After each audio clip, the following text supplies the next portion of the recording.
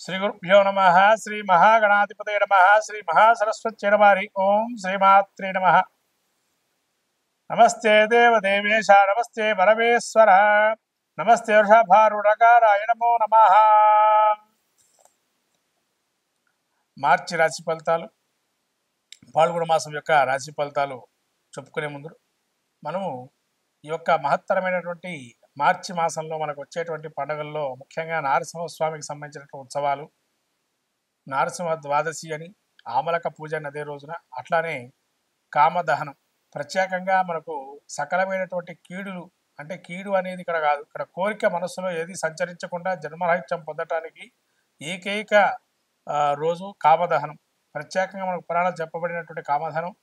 కాబట్టి ఈ కామదహనంలో ఎవరికైతే ఇబ్బందులుగా జీవితంలో అనేక బాధలు పడుతున్నటువంటి వారు ఎవరైతే ఉన్నారో వాళ్ళందరూ కూడా ఈ కామదహనం రోజు ఆ యొక్క కోరికలన్నీ నశించిపోయి అన్ని రకాలైనటువంటి ఇబ్బందుల నుంచి బయటపడేయాలని సాక్షాత్తు ఆ పరమేశ్వరుడు యొక్క త్రినేత్ర ధారి అయి ఆ కాముడిని అంటే ఇక్కడ మన్మధుడిని దహింపజేసేటువంటి సంఘటన మనకు చోటు చేసుకోవటం, తద్వారా సమస్తమైన కోరికలు నశించిపోయి పరమాత్ముడి యొక్క సాన్నిధ్యం పొంది ఆ యొక్క కొత్త వసంతాల్ని, అదే వసంతోత్సవంగా చెప్పబడింది. ఇటువంటి వసంతోత్సవాన్ని మళ్ళీ కొత్త రంగులు పులుముకోవాలి జీవితంలో అని చెప్పి మనకు జీవితంలో ఈ పాల్గొన మాసంలో వచ్చేటువంటి మహాలక్ష్మి జయంతిగా ఉత్తర భారతంలో ప్రత్యేకమైనటువంటి ఈ యొక్క మనకు తెలుపబడింది. అట్లనే బృందావనంలో కృష్ణుడికి అనేక రకాల గోపికలతో ఆ యొక్క తన యొక్క ప్రేమామృతాన్ని కురిపించినటువంటి, తద్వారా లోకమంతా ప్రకృతి సిద్ధమైనటువంటి ప్రకృతిలో మనం ఎట్లా ప్రేమత్వాన్ని చూపించాలి, ప్రేమతత్వాన్ని అని చెప్పి కృష్ణుడు బోధించేటువంటి వసంతోత్సవము. ఇటువంటి లీలా మానుష విగ్రహమైన శ్రీకృష్ణుని యొక్క విశేషమైనటువంటి గుణగానాలు స్థుతించి భగవత్తు యొక్క లీలను తెలియజెప్పేదే ఈ కామదహనం. అట్లానే మనకు చివరగా ఇంకా ఈ యొక్క మాసంలో లక్ష్మీ సింహస్వామికి సంబంధించి ప్రత్యేకమైనటువంటి స్వయంభూ దేవతా స్థలాల్లో అనేక ఉత్సవాలు జరపటం. అట్లానే మనకు మన రాష్ట్ర ముఖ్యంగా యాదగిరిగుట్టలో స్వర్ణ గోపుర విమానోత్సవాన్ని కుంభాభిషేకాన్ని చేయటం అటువంటి మహత్తరమైనటువంటి మాసంగా పరిగణింపబడుతుంది. కాబట్టి పాల్గొన మాసంలో ఆ నరసింహం యొక్క క్షేత్రాలు దర్శనం చేసుకొని ఆ నరసింహుడి యొక్క అనుగ్రహాన్ని పొందాలని ఈ యొక్క ఆ యొక్క పాల్గొన మాసంలో, అట్లానే త్రినేత్రధారి అయిన ఈశ్వరుడు యొక్క స్వరూపాన్ని, ఈశ్వర తత్వాన్ని గ్రహించడానికి, పరమాత్మ యొక్క స్వరూపాన్ని తెలుసుకోవడానికి ఆ యొక్క ఈశ్వర అంటే పుణ్యక్షేత్ర దర్శనం చేసుకోవటం.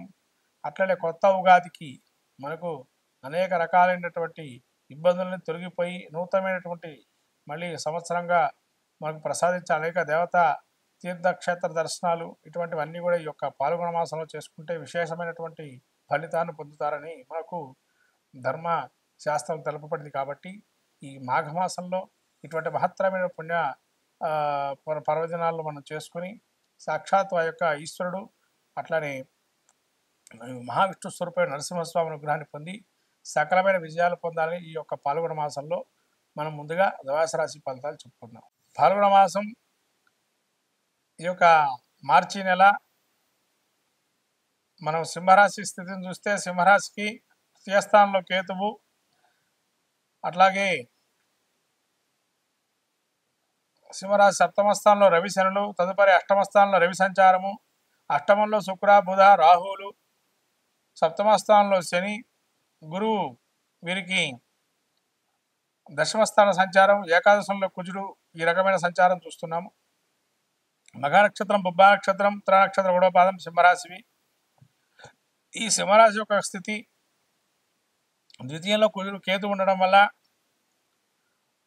డబ్బు చేతికి అందకపోవటం కానీ, లేదా జీవిత భాగస్వామితో కొన్ని అనుకున్న రీతిలో మనం టార్గెట్ రీచ్ కాకపోవటమనో, లేదా మన మాట చెప్పిన విధానంగా వాళ్ళు అనుసరించకపోవటమనో కొన్ని ఇబ్బందులు కలిగే అవకాశం ఉంటుంది.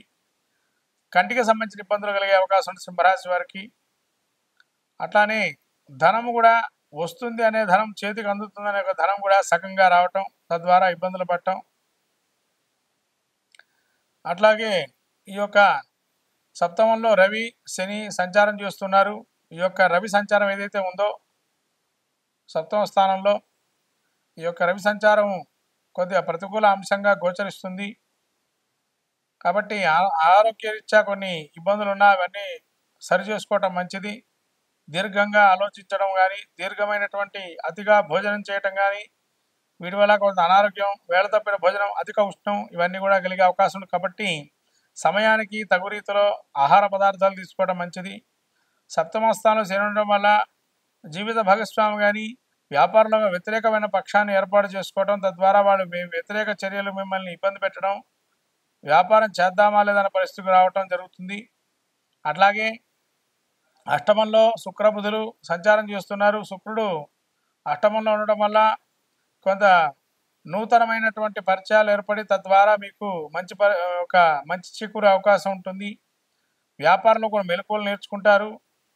కానీ వ్యాపారం ఎంత మెలకువలు నేర్చుకున్నా కూడా మిమ్మల్ని ఇబ్బంది పడే విధంగా కొంతమంది మిమ్మల్ని గేలు చేస్తుంటారు. మీ వ్యాపారం ఇంతేనా ఎప్పటికీ.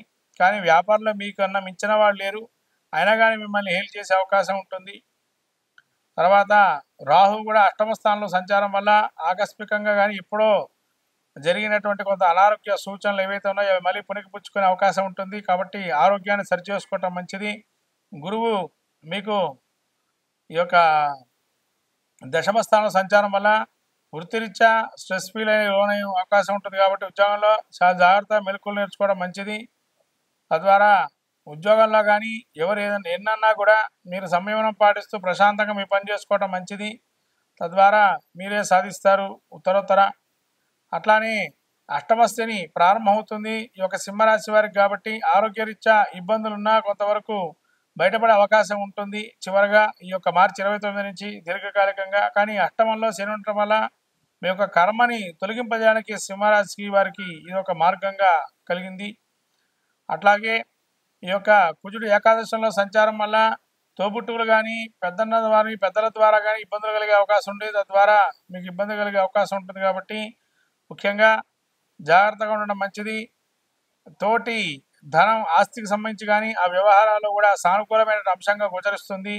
కాబట్టి పెద్దల మాట వినటం వల్ల మంచి పలిగే అవకాశం ఉంది. సింహరాశి వారికి మొత్తం మీద గ్రహానుకూలం చెందాలి అనుకున్నటువంటి వారు శనికి పూర్తిగా శివుడికి అభిషేకం చేసుకోవటం ఇటువంటి చేయటం వల్ల సింహరాశి వారికి అనుకూలమైన అంశంగా గోచరిస్తుంది. శ్రీమాత్రే నమః. మొత్తం మీద ద్వాదశ రాశి వారికి ఏంటనగా ఈ ద్వాదశ రాశి వారికి మార్చి మాసం పాల్గొన మాసంలో మన జాతకంలో కూడా దశాంతర దశలు కూడా చూసుకొని అదొక 50%, ఇదొక 50%గా గోచారాన్ని ఫలితాన్ని కూడా చూసుకోవాలి. తద్వారా ఫలితాలు ఉంటాయి, శుభ ఫలితాలు. అట్లాగే ఈ ద్వాదశ రాశి వారికి ప్రత్యేకంగా చెప్పడం ఏంటంటే ఈ మాసంలో ప్రత్యేకంగా శని మారే అవకాశం ఉంది. కాబట్టి కొన్ని రాశుల వారికి మంచి, కొన్ని రాశుల వారికి చెడు జరిగే అవకాశం ఉంటుంది. కాబట్టి వాళ్ళకి శని యోగప్రదుడా కాదా తెలుసుకోవాలి జాతక చక్రంలో. అందుకని జాతక చక్రం పరిశీలన చేసుకోండి. యోగప్రదంగా ఉంటే మంచి ఫలితాలు, అవయోగప్రదంగా ఉంటే అవయోగ ఫలితాలు ఇస్తారు. ఇది అందరూ గమనించాల్సిన విషయం ద్వాదశ రాశి వారు. కాబట్టి ఈ గమనించినటువంటి విషయాన్ని మీరు మళ్ళీ ఒకసారి పునఃసమీక్షించుకొని జాతక చక్రాన్ని, తద్వారా దానికి సంబంధించిన శాంతి ప్రక్రియలు చేసుకోవటం అనేది మంచిది. ముఖ్యంగా శక్తి లేని వారు ఎవరైతే ఉంటారో శాంతి ప్రక్రియలు చేసుకోవడానికి కనీసం స్తోత్ర పారాయణాలు కానీ, స్తోత్రాన్ని వినటం కానీ, శ్రవణం కానీ, నామస్మరణ కానీ, క్షేత్ర దర్శనం కానీ లాంటివి చేయటం వల్ల కూడా మంచి ఫలితాలు సాధిస్తారు ద్వాదశ రాశి వారు. కాబట్టి ద్వాదశ రాశి వారు ఈ యొక్క మార్చి మాసంలో మనకు వచ్చేటువంటి పండుగల్లో కామదహనాన్ని ఏదైతే ఉందో హోళికా వసంతోత్సవం అని, ఆ ఉత్సవంలో అన్నీ కూడా దహించుకుపోయి, అంటే మనకు ఉండేటువంటి కోరికలు, అవయోగ కోరికలు ఏవైతే ఉంటాయో అవి దహించి శుభ పరిణామాలు వచ్చే అవకాశాన్ని తీసుకోవాల్సిందిగా కోరుతున్నాను. ఈ యొక్క ద్వాదశ రాశుల్లో ముఖ్యంగా ఈ యొక్క మహాలక్ష్మి జయంతి కూడా ఉంది. కానీ విరివిగా అమ్మవారి యొక్క అనుగ్రహాన్ని పొందండి. మహాలక్ష్మి ఆరాధన చేసుకోండి ఇంట్లోనే. ఆ అమ్మవారి అనుగ్రహం కలిగి మంచిగా కీర్తి ప్రతిష్టలు, యశకీర్తి లాభాలు ఉండాలని నూతనమైనటువంటి సంవత్సరాన్ని అడుగుపెడుతున్నాము. విశ్వావసునామ సంవత్సరంలో అందరూ కూడా సుభిక్షంగా సస్యశ్యామలంగా కోరుతూ నమస్కారం.